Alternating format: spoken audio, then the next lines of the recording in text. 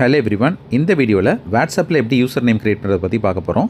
இப்போதைக்கு வாட்ஸ்அப் வந்துட்டு user name எப்படி கிரியேட் பண்ணுறதுக்கு மட்டும் தான் ஆப்ஷன் கொடுத்துருக்கான்.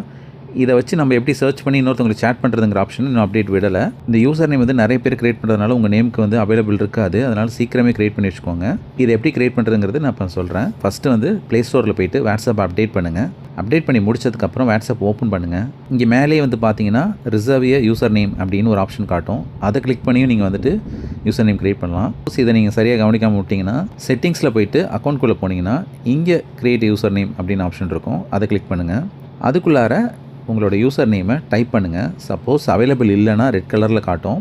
நீங்கள் அண்டர்ஸ்கோர் ஏதாவது யூஸ் பண்ணி மிக்ஸ் பண்ணி ட்ரை பண்ணிங்கன்னா உங்கள் நேமில் அவைலபிள் காட்டும். க்ரீன் டிக் வந்ததும் ஓகே டன் கொடுத்துருங்க. இதுக்கப்புறம் நீங்கள் வந்து யாரெல்லாம் உங்கள் கூட சேட் பண்ணலான்னு இதுக்கு ஒரு கீயும் செட் பண்ணலாம். ஸோ எவ்ரி ஒன் இருந்துச்சுன்னா எல்லாருமே இந்த யூசர் நேம் வச்சு சேட் பண்ணலான்னு அர்த்தம். நீங்கள் வந்துட்டு ஒரு கீ செட் பண்ணிவிட்டு அந்த கீயை கொடுத்தீங்கன்னா அந்த யூசர் நேம் ப்ளஸ் அந்த கீயோடு இருந்தால் மட்டும்தான் அவங்க உங்கள்கிட்ட சேட் பண்ண முடியும். அந்தமாரி நம்ம க்ரியேட் பண்ணலாம். இந்த கீயை வந்து நீங்கள் மறக்காமல் சேவ் பண்ணி வச்சுக்கணும்.